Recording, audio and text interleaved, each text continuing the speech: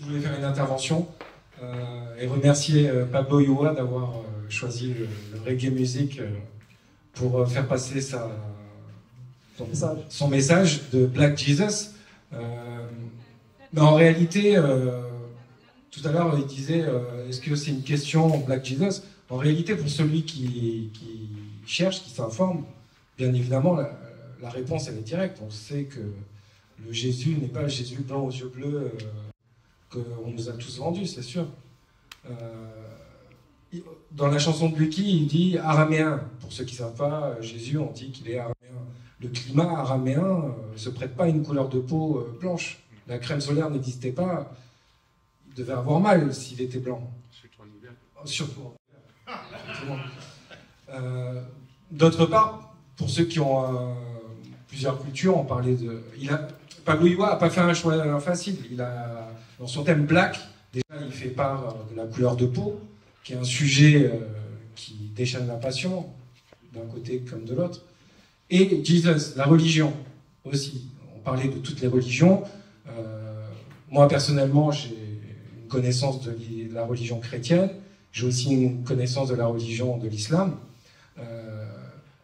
Par exemple, pour parler un peu d'islam, Jésus, c'est un prophète. Et dans le Coran, il ne s'appelle pas Jésus, il s'appelle Isa. Et Isa, ce n'est pas un nom d'une personne blanche. Vous voyez, ce n'est pas un prénom d'une personne blanche. Donc, voilà, pour remettre les choses à sa place et pour ceux qui s'intéressent et qui se posent des questions, il n'y a même pas de débat sur la couleur de Jésus, si on veut parler de ça. Après, la couleur de la peau, black, blanc, en réalité, comme le disait très justement le monsieur qui a intervenu tout à l'heure, qui parlait de sa religion avec beaucoup de ferveur, la couleur de la peau, elle se situe plus dans le cœur, voilà, et dans la tolérance de l'autre, l'acceptation de l'autre. Du moins, c'est mon avis personnel. Voilà. Merci de m'avoir écouté. Et en tout cas, merci à Pablo Yua pour cet effort pour le reggae musique, et effectivement, une musique qu'on aime tous. Merci beaucoup. Bonjour, bonsoir à tous. Ce que j'aimerais dire déjà, c'est que c'est vraiment un grand merci au projet de Pablo Yua et son équipe. Mon nom c'est Pierre Mendel Gueye. Je travaille aussi du côté de tout ce qui concerne les Rastas.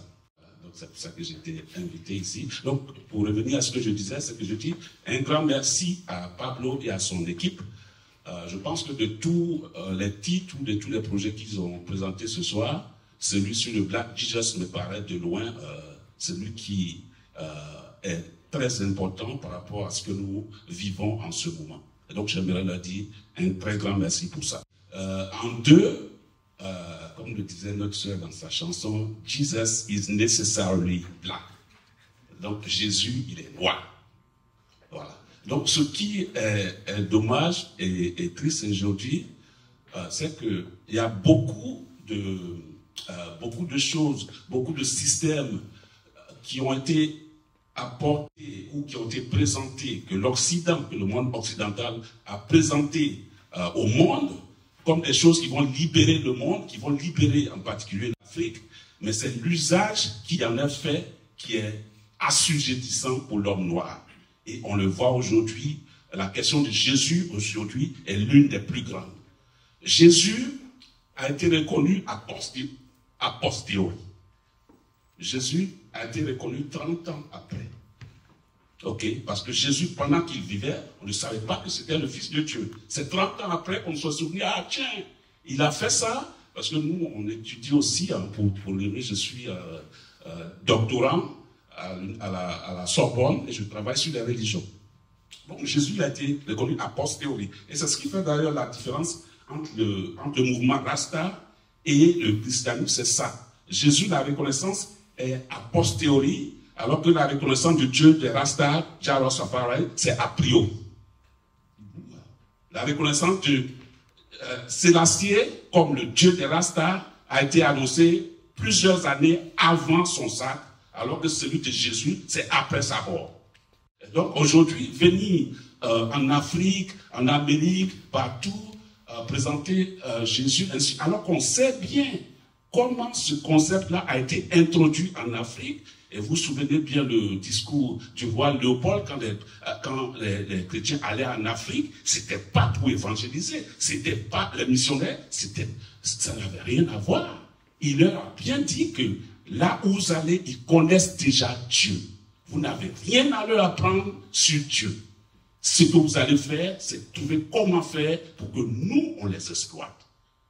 C'était là le but. Et aujourd'hui, en Afrique, comme Pablo l'a dit, va à Abidjan, va dans ces coins-là. Tu vois, à chaque point de rue, il y a une église. Je suis tel, je suis tel, je suis tel, je suis tel.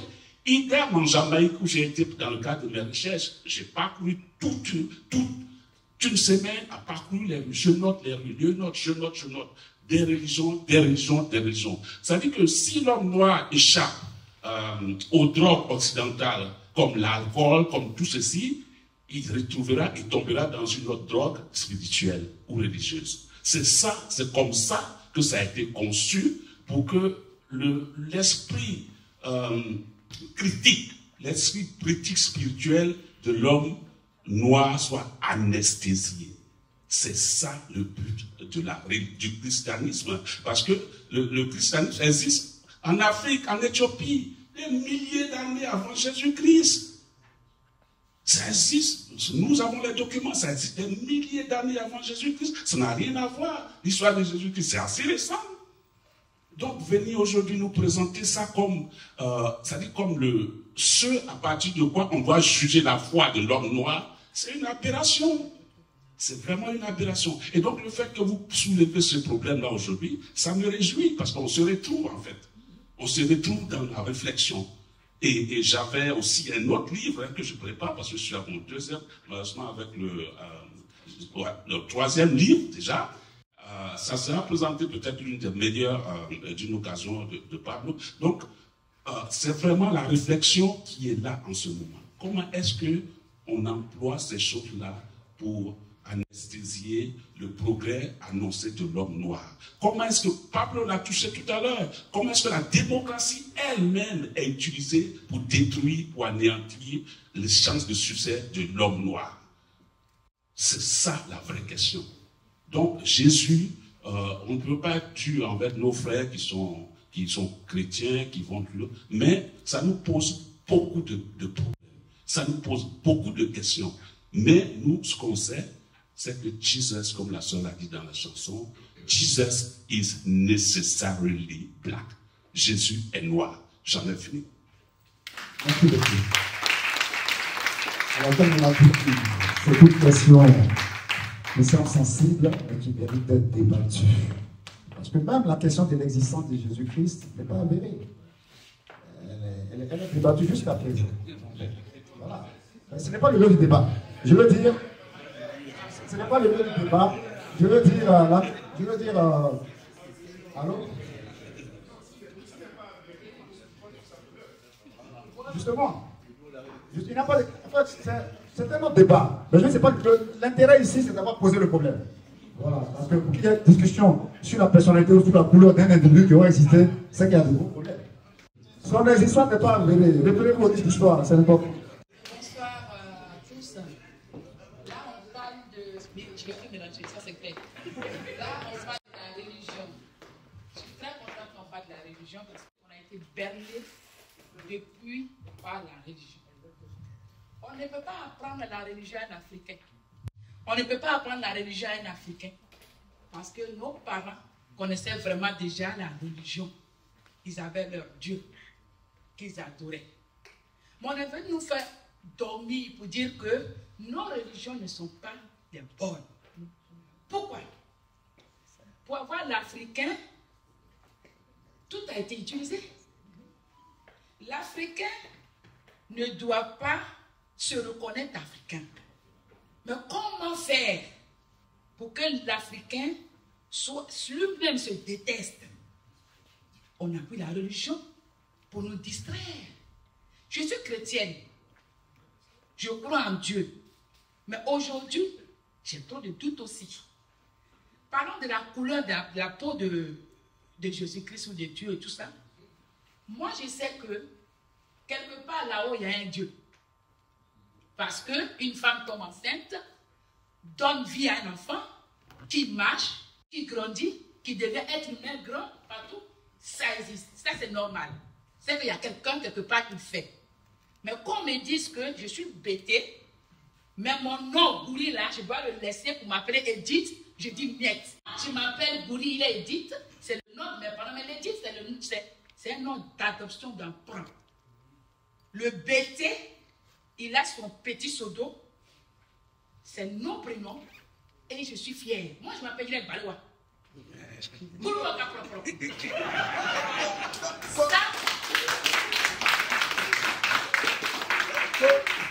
L'Africain doit être fier de ce qu'il est. Sa peau noire, hein, c'est une richesse, la peau noire. Pourquoi détruire sa peau au profit des autres? Parce qu'on nous a mis dans la tête que l'homme noir, la peau noire, partout on pense qu'on est sale. Non, c'est une peau de richesse. On n'a pas besoin de prendre des trucs de la mélanine, on a tout. Donc c'est pour dire aux Africains que Dieu là il existe, c'est vrai. Mais nos parents aussi connaissaient leur Dieu. Référons-nous à nos passés et cherchons à connaître chez nous. Arrêtons de prendre pour les autres, pour se référer aux autres. On est africain, fiers d'être africain. Merci. Ouais. Bonsoir à tous. Je me prénomme Bois Kedre Ouraga. Je veux réagir en fait parce que le thème abordé, depuis j'étais en train de réfléchir dessus, Jésus plaque, Jésus plaque. Quand je ferme les yeux, je vois mensonge. Quand j'ouvre les yeux et puis j'entends tout le monde en train de parler, je crois en Jésus, l'autre n'y croit pas, l'autre se pose des questions dessus. Moi, je suis en train de me dire, mais en fait, c'est qu'est-ce que Jésus en fait? Qu'est-ce que Jésus? Quelque chose d'importé. Puisque nos parents avaient déjà leur tradition, leurs us, leurs coutumes. Ils croyaient en quelque chose. On est venu nous appeler et nous faire appeler quelqu'un Jésus, qu'il est Dieu, fils de Dieu d'abord. Et après, des années après, bah, moi quand j'étais à l'église avec ma mère, au départ on disait non qu'il est fils de Dieu. Depuis les années 2000, on commençait là, il est devenu Dieu. Et c'est qu'on va, donc ça dit que moi-même là, je peux être la maman de ma mère, quoi. Ça c'est le truc qui m'a, ça m'a choqué. Pour dire que choqué. Non, ça passe pas. Ensuite, je me souviens quand j'étais au village, le petit surnom qu'on m'avait donné, c'était Fala Boy. J'ai dit, ceux qui connaissent là, moi j'avais pas dit ça en français. Donc, le nom que j'avais, c'était Bois Djedre. Ouraga, c'était le nom de mon grand-père. Avant d'arriver en France, on m'a donné 2 prénoms français. Ça dit qu'on a changé mon Bois Djedre en 2 prénoms français. Et quand on était dans les années 80. Je suis arrivé à l'école, je ne parlais même pas un seul mot français. Mais je ne parlais que le BT, et encore quel BT? Le BT pur du village. Ça veut dire que j'étais à côté des anciens, parce que moi j'aimais beaucoup rester avec les anciens. Parce que tout ce qui était jeune là, leur jeu, ça m'énervait déjà même. Je trouvais qu'ils étaient trop bêtes. Et avec les anciens, on apprenait beaucoup plus qu'avec les gens de notre âge. Et puis ils nous racontaient des contes, des histoires, mais qui nous donnaient déjà à réfléchir sur la nature, la condition humaine. Je suis arrivé, on m'envoie dans un endroit qui s'appelle maternelle. J'ai souffert. Je suis bêté. Je parle bêté. 3, je comprends juste un peu le français. Mais je ne dis même pas un seul mot. Et puis 4, parce que ma maman me faisait les boules là. On venait et puis on me tirait les cheveux parce que mes cheveux étaient crépus. Et puis 5, on me faisait comprendre que ma condition de noir, c'était pas une bonne. Ça veut dire que j'ai souffert en étant à l'école. Cela aurait pu m'empêcher d'avoir une très bonne scolarité. Parce que moi qui suis timide de nature et introverti, C'est pour ça que depuis tout à l'heure, je gratte ma tête, je ne sais pas si je dois prendre la parole ou pas. Mais je me suis décidé pour parler. On a subi des choses. C'est-à-dire qu'il faut savoir, la France des années 80, elle était comment? Pour qu'on en soit à 2023 aujourd'hui. La religion dans les années 80, ici, là, elle était comment?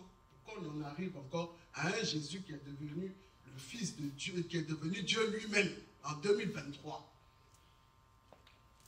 Pour nous, les Africains, là, ça doit nous interpeller. Tout à l'heure, Pablo Youa a dit quelque chose. Embêté, là. Ce qu'on dit Dieu, nous, c'est l'arbre. C'est quelque chose qui est très ancien. Et puis, on nous donne encore un nom, Jésus. Jésus, ça sort d'où? Quel est son nom de famille? Moi, Bois Guédré, là, c'est une de mes parents ou camarades de ma maman qui s'appelait Bois Guédré. Donc, si on veut me retrouver, on sait qui s'appelait comme ça et qui traînait avec ma maman. Donc, on peut toujours nous retrouver. C'est comme les histoires d'arbres généalogiques où il y a les Dupont, on connaît la série des Dupont, les Fontaines et ainsi de suite. Nous aussi, on avait d'autres manières à nous pour qu'on puisse nous retrouver. On m'appelle dans mes prénoms français. À un moment donné, je vous assure, quand on donnait les prénoms, là, moi-même, je les connais. Pour moi, ce n'était pas moi qu'on appelait. Jusqu'à un moment donné, ma maîtresse, elle me dit, mais c'est quoi ton nom?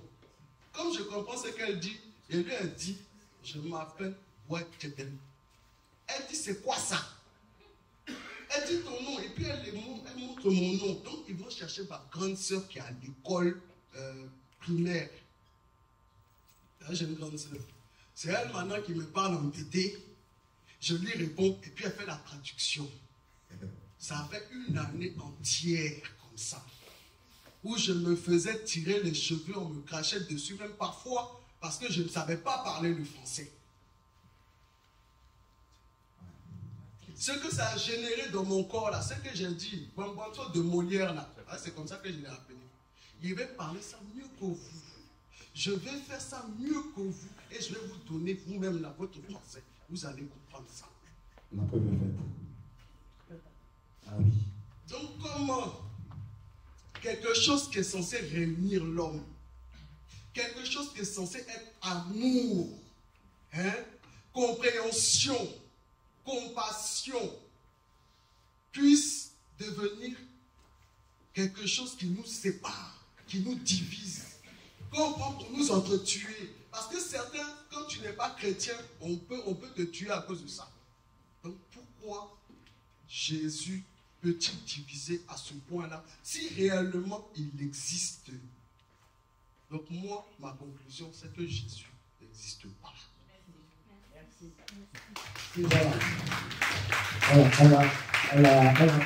Le docteur Lobo qui va me poser une question. Est-ce que c'est la question, la déité de Jésus qui est mise en cause, ou bien c'est la couleur de peau de Jésus, c'est de sa couleur de peau dont il est question? Ou bien c'est les deux à la fois, sa déité et la question de la peau? Parce que c'est aussi important. Bien sûr. Bien sûr, c'est une très bonne question. Oui, Axel. Je vais répondre à Sainte. Non, il ne s'agit pas de couleur ou déité. On dit simplement qu'il n'existe pas.